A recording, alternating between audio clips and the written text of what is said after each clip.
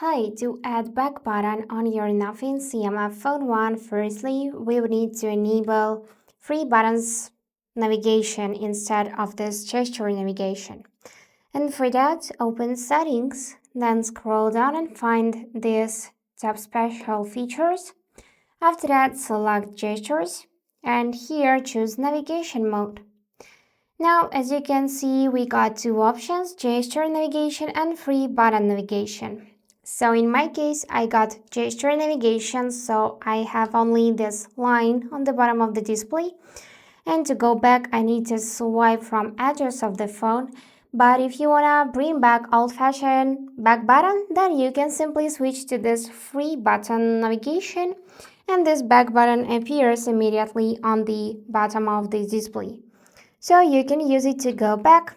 This middle button you can use to go to your home screen and square button to open recents. Easy as that. So that's it for today. If you found this video helpful, please subscribe, like and comment. And I wish you all the best. Bye bye.